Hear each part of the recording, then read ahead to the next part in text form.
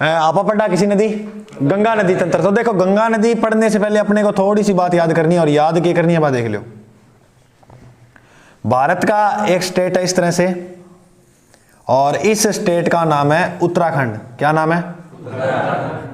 उत्तराखंड। उत्तराखंड में यहां एक स्थान पड़ता है, और इस स्थान का नाम है गंगोत्री। स्थान का नाम क्या है? इस गंगोत्री से एक नदी का उद्गम होता है, और इस नदी का नाम है भागीरथी। कौन सी नदी है? भागीरथी नदी उत्तराखंड में कहां से निकलती है? गंगोत्री से। अब ये नदी जब थोड़ा सा आगे गई, उत्तराखंड के अंदर ही इस नदी के ऊपर एक बांध बना हुआ है, और इस बांध का नाम है टिहरी बांध। Very good. टिहरी बांध भारत का सबसे ऊंचा बांध है। तो एग्जामिनर प्रश्न पूछ ले, भारत का सबसे ऊंचा बांध कौन सा है? तो कौन सा? किस नदी के ऊपर है? किस राज्य में है? फिर ये नदी थोड़ा सा आगे गई, और एक बार इसको यहां लाकर स्टॉप कर दो। इधर यहां से एक नदी आई, और इस नदी का नाम है अलकनंदा। अलक उत्तराखंड से नदी का उद्गम होता है। आई ये नदी थोड़ा सा आगे आई, आगे आई, आगे आई, इसमें मिल गई, और ये जहां मिली इस स्थान का नाम है देवप्रयाग। क्या नाम है? देवप्रयाग में जब ये नदी मिली, तब कहते हैं इस नदी का जो नाम है वो बन गया क्या? वेरी गुड, गंगा नदी। क्या नाम बना? तो गंगा नदी अपने वर्तमान में अपने रूप में नहीं निकलती है, तो गुरुजी किसके रूप में निकलती है? पहले भागीरथी, भागीरथी के बाद अलकनंदा, आकर मिली कहां? देवप्रयाग, और देवप्रयाग के बाद इस नदी का नाम क्या पड़ा? गंगा। इसी नदी के किनारे उत्तराखंड के अंदर ही स्थित है, जिसका नाम है हरिद्वार। हरिद्वार किस नदी के किनारे है? गंगा नदी के किनारे। और हरिद्वार से ही ये नदी मुख्य भूमि से शुरू होती है। अगर पूछ रहे हैं एग्जामिनर कि गंगा नदी मुख्य भूमि, देवप्रयाग मत कर देना, मुख्य भूमि से शुरू कहां से होती है? जैसे अपने अरावली पर्वतमाला पढ़ी थी, अरावली निकलती कहां से? मिनीकोय, मिनीकोय के बाद अरब सागर, और अरब सागर के बाद पालनपुर गुजरात से, है ना? ऐसे ही पूछ ले मुख्य भूमि से गंगा नदी कहां से निकलती है? तो हरिद्वार। हरिद्वार के बाद ये प्रवेश कर जाती है कहां?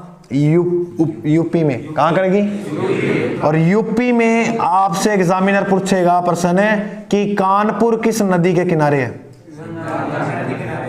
कानपुर किस नदी किनारे? उत्तर प्रदेश के बाद ये नदी थोड़ा आगे गई, और उत्तर प्रदेश के अंदर ही एक स्थान है जिसका नाम है इलाहाबाद। वर्तमान में नाम क्या कर दिया? प्रयागराज। तो इलाहाबाद किस नदी के किनारे है? बहुत ही इंपॉर्टेंट है, एग्जाम की दृष्टि से स्टार मार लेना का। गुरुजी इंपॉर्टेंट किए हैं, अभी बात करांगे कि इलाहाबाद की। फिर ये नदी प्रवेश कर गई बिहार में, और बिहार की राजधानी पटना के अंदर इस नदी के ऊपर एक पुल है, जिसे कहते हैं महात्मा गांधी सेतु। महात्मा, यही है दुनिया का सबसे बड़ा पुल। 5700 समथिंग लंबाई बताई जाती है। दुनिया का सबसे बड़ा जो पुल है वो कौन सा पुल है? महात्मा गांधी। या और महात्मा गांधी जो पुल है वो कहां है? बिहार के अंदर। ये जो पुल है, इस पुल का जो उद्घाटन किया था वो इंदिरा गांधी ने किया था। किसने किया था? इंदिरा गांधी ने। फिर आ नदी आगे गई, बिहार के बाद ये प्रवेश कर गई झारखंड में, और झारखंड में बाद प्रवेश कर गई पश्चिम बंगाल, और पश्चिम बंगाल में इस नदी के ऊपर एक बांध बनाया गया था, एक परियोजना चलाई गई थी जिसे कहते हैं फरक्का परियोजना, और इस पर जो बांध बनाया गया उसका नाम था फरक्का बैराज। क्या नाम था? फरक्का बैराज से ये नदी दो भागों में बट गई। एक भाग इसका इधर चला गया, और दूसरा भाग इसका इधर आ गया। ये जो इधर वाला भाग है, इस भाग का नाम हो गया हुगली नदी। क्या नाम हो गया? सुगली को नहीं, हुगली, हुगली नदी। और अगर एग्जामिनर प्रश्न पूछ ले कि कोलकाता किस नदी के किनारे है? वेरी गुड, हुगली नदी के किनारे। और इधर वाला जब ये फरक्का बैराज से बटा, तो इस नदी का नाम हो गया यहां पद्मा नदी। क्या नाम हो गया? और इन नदियों के बीच में ही फिर देखो एक यहां से नदी आई, और इस नदी का नाम है अपने ब्रह्मपुत्र। क्या नाम है? ब्रह्मपुत्र जब इसमें मिल जाती है तब इस नदी का नाम बन गया मेघना। क्या बन गया? और एग्जामिनर प्रश्न पूछना है कि और इन नदियों के बीच में बनता है सुंदरबन, और ये सुंदरबन डेल्टा विश्व का सबसे डेल्टा नाम इतिहास के जनक हेरोडोटस ने दिया था, जिसने नील नदी का देखा था। कहते हैं कि सुंदरबन जो डेल्टा ये किसके लिए प्रसिद्ध है? यहां सुंदरी वृक्ष पाए जाते हैं। अब देखो था नहीं तो समझ में आ गए। अब इसकी सहायक नदियां देखेंगे, कौन कौन सी सहायक नदी है। देखो ज्यादा लोड नहीं लेना। गंगोत्री भागीरथी निकली, टिहरी बांध है, अलकनंदा निकली इधर से देवप्रयाग में मिली, और उसके बाद नाम क्या कहलाया? गंगा। उसके हरिद्वार से मुख्य भूमि से शुरू हुई। कानपुर किस नदी किनारे है? उत्तर प्रदेश के बाद इलाहाबाद किस नदी किनारे है? उत्तर प्रदेश के अंदर ही है। बिहार में पटना वगैरह किस नदी किनारे हैं? उसके बाद पश्चिम बंगाल और झारखंड वगैरह प्रवेश की। तो 5 राज्यों के अंदर बहती है। कुल कितने राज्यों में बहती है गंगा नदी? उत्तराखंड, उत्तर प्रदेश, बिहार, झारखंड और पश्चिम बंगाल। भारत के कितने राज्यों में? और यही भारत की सबसे बड़ी नदी है। गुरुजी कितनी की बड़ी है? देखो वर्तमान में इंटरनेट वगैरह पे देखेंगे तो 2510 से की लंबाई 2509 मिल जाएगी, लेकिन आप शॉर्ट में याद कर लेना 25 किलोमीटर, 2525 किलोमीटर। गंगा नदी की कुल लंबाई कितनी है? 2525। यह भारत की सबसे पवित्र नदी मानी जाती है, क्योंकि अपने देखो बुजुर्ग वगैरह मर जाते हैं, डेथ हो जाती है तो हरिद्वार ही जाते हैं ना, तो वो पानी किसका? गंगा नदी का ही है। अब इसकी सहायक नदियां देखें तो ये ट्रिक याद रखना, महान यमुना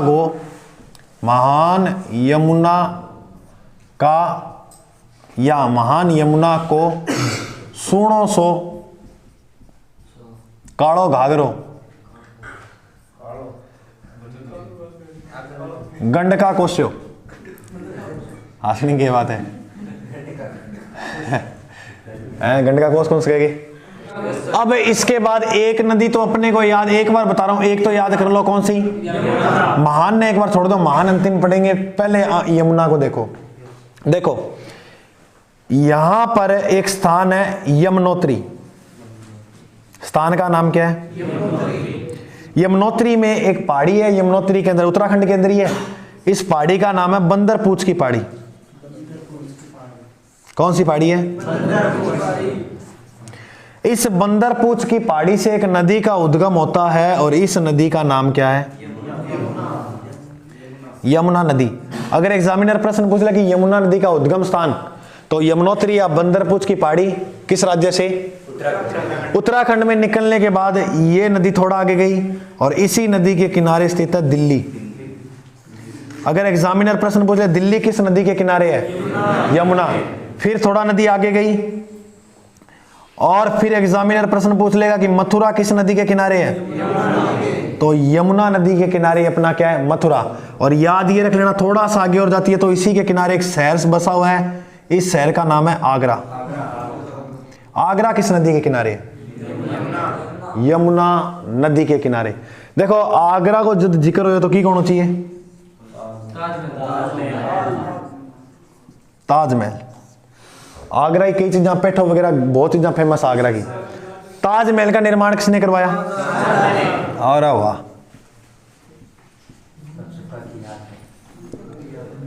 शाहजहां के पुत्र का नाम क्या था? औरंगजेब।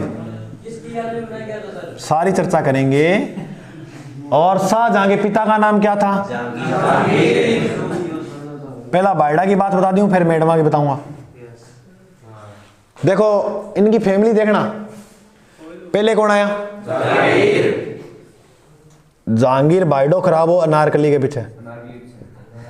कहानियां हुई कि अनारकली जो थी ना, आके जय की एक दासी वगैरह ही, ठीक है।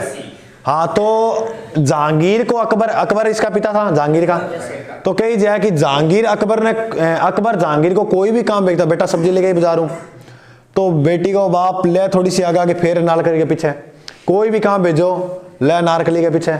ऐसे करते करते अकबर परेशान हो गया। बाप परेशान को नहीं हो जाएगी? बाप ने क्या किया, अनारकली ने बुलाया, तेरा मिल लो एक बार आ, और मिलने के बहाने बुलाकर इसको दीवार में चुनवा दिया। किसको? अनारकली को। आ गायब। कहते हैं मुसलमानों में एक त्योहार है नवरोज का त्योहार। नवरोज के त्योहार पे भाई साहब को मिल गई कौन? नूरजहां। भूल गया? बोलो ना, नूरजहां ने नवरोज के त्योहार पर मिली किस कौन? नूरजहां। एक गई, दूसरी। अब भाई साहब कितनी को दीवार में चुनवाएगा? है या नहीं है? कितनी? अब वो आदतें तो आदतें रहती है। अब नूरजहां के प्रेम पर इतना मोहित हो गया, कहते हैं इसको उपाधियां दी थी नूरी, नूर महल और नूर जहां। देखो, नूर का मतलब होता है सुंदर और जहां का मतलब होता है संसार। संसार की देवी है तू। संसार में सबसे सुंदर माना था इसने किसको? नूरजहां को। लेकिन इसो जिको सिस्टम है वो अधूरो से रहेगा। गुरुजी अधूरो क्या रहे? अरे आपको रियल बताऊं, लैला मजनू का नाम तो सुना होगा। आपने एक द्वीप का नाम भी सुना होगा, लैला मजनू का सुना हुआ है तो अफ्रीका नाम सुना है? अफ्रीका जो द्वीप है इसके दक्षिण में यहां एक द्वीप है। इस द्वीप का नाम है यमन द्वीप।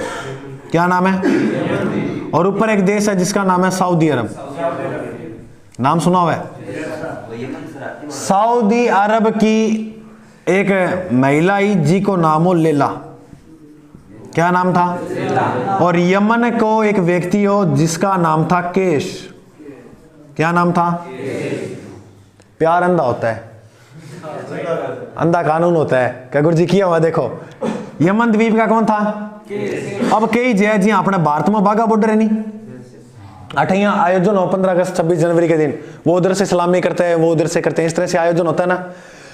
तो अब जी अपने मान लो थे गेड़ा हो, है को नहीं, और थे गेड़ा हो तो बिना मान लो थाने कोई दिख जाए, हाय हेलो कर दियो, और आए हो बाद मतलब काम हो जाए तम तो कही जाए कि हाँ अठे सऊदी अरब का इन्ना आईडी अपने ले ला और इन्ना गेड़ो भाई साहब केस। और हाँ केस, एक बार केस याद रखे यार, मजनू पहला क्या बढ़ावा तो इन्हें। तो केस के बॉर्डर पे कई जन की मुलाकात हुई पहली बार, और पहली मुलाकात में काम तमाम। अब पहली मुलाकात में इनके बीच में इतना गहरा संबंध बन गया कि अब उसके आगे आप नतीजा देखना क्या होता है। छोरियां फिर भी तो सीरियस कौन लिया बात ने। लैला आ गई कहाँ? सऊदी अरब। और यमन पे का कौन है? केस। केस को तो यादें आ रही है मैडम की, केस जाएगा। केस यहां से रवाना हुआ चलने के लिए कहां? किससे मिलने के लिए? लैला से। सऊदी अरब जब, अब देखो फौजी तो हर जगह मिलेगा, फौजी में बच्चे थोड़ी सी कोई। अब कई जगह लेन पर फौजी खड़ा और पकड़ के तुण दियो, गुत भर दिया की गए केस का।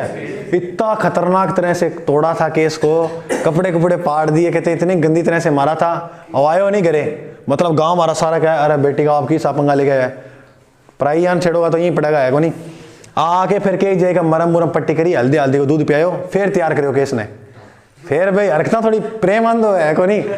फिर भाई साहब फिर चला गया जाके, और फिर इन्हें टिका के गुच गुच कर दिए गए। आठा खतरनाक तरीका मारे होनी ने।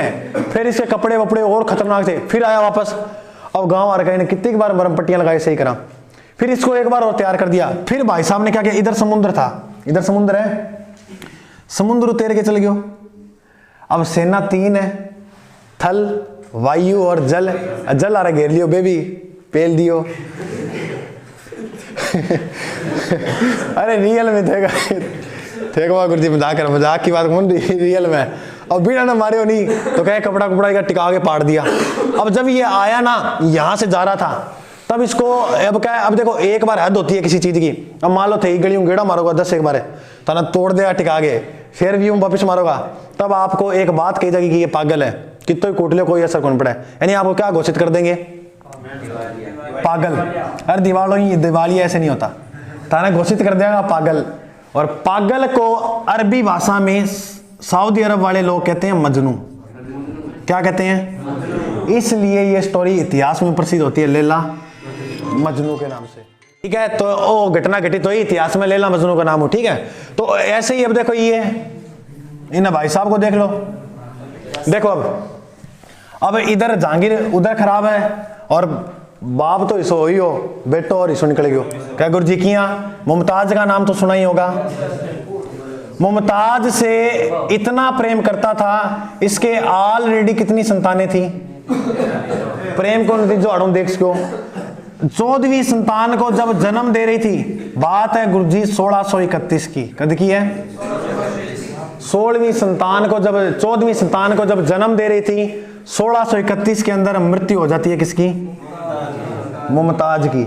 और मुमताज की मृत्यु होते ही भाई साहब ऐसे सदमे में गया, इसने कहा ऐसी चीज बनाऊंगा मुमताज के लिए दुनिया याद रखेगी।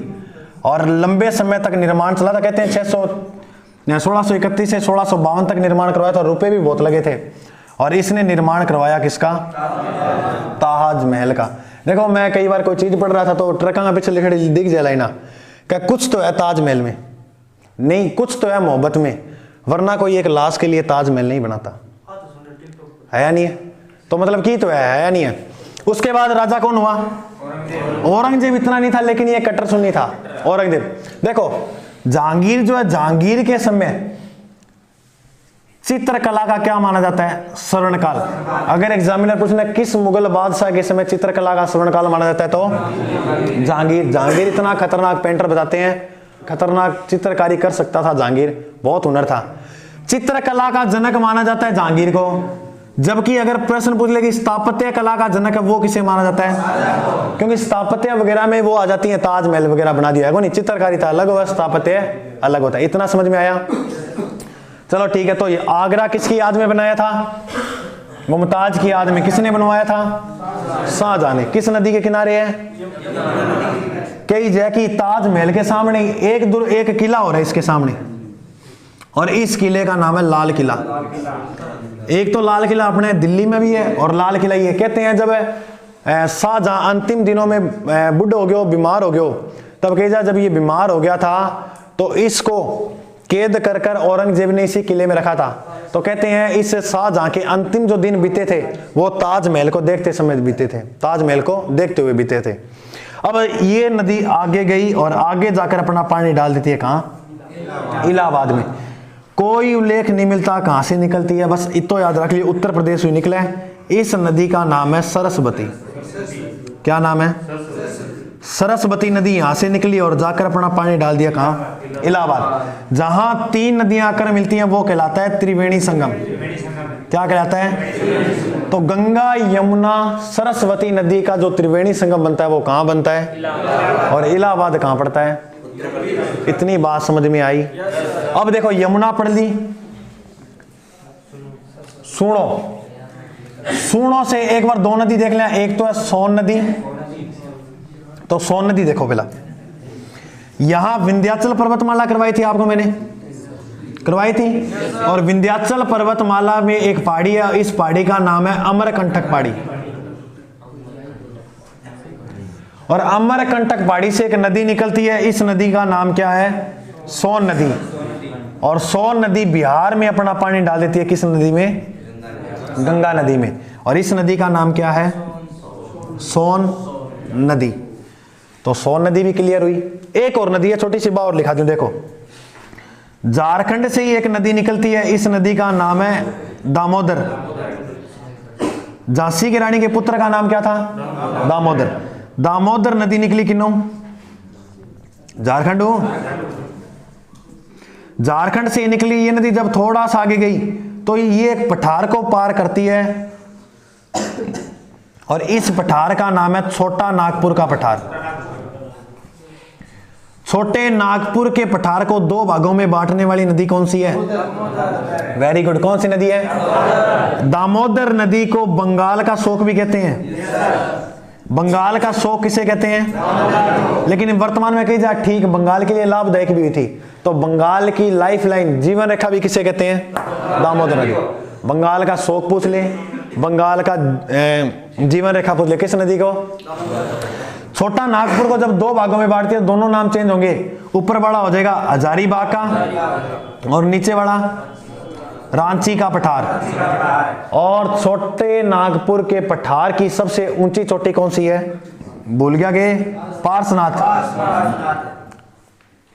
कौन सी है? फिर आगे जाकर ये पानी डाल देती है किस नदी में?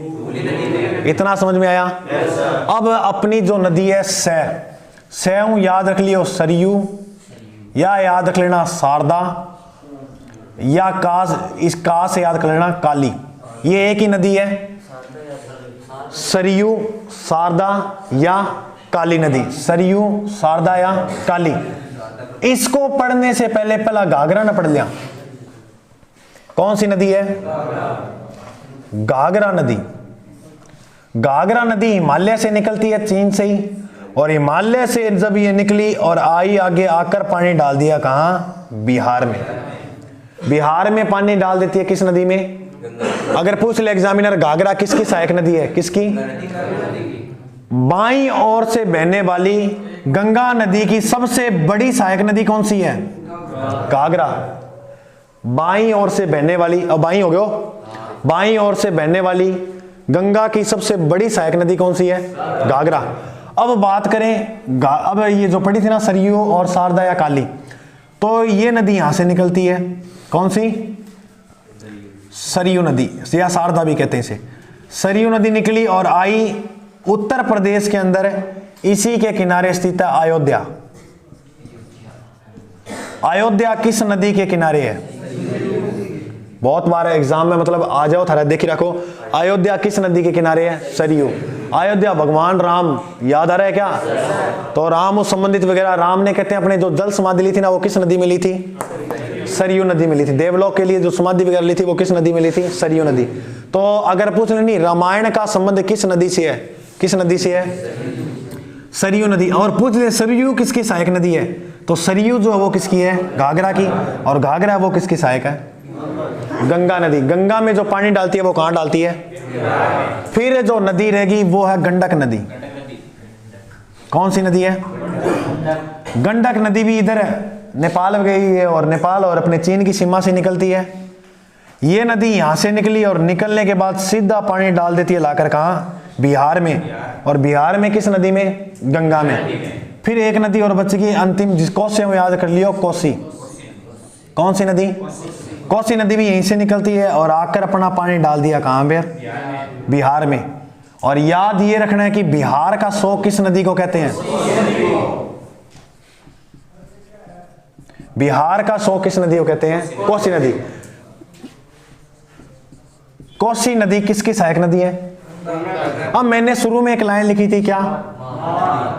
अब यहां एक नदी अंत में याद रखना, पश्चिम बंगाल से निकलती है, महानंदा। कौन सी नदी? महानंदा नदी। क्या गुरुजी आ क्या में लिखाई? ये इसलिए लिखाई, ये आकर इससे गंगा में मिल जाती है।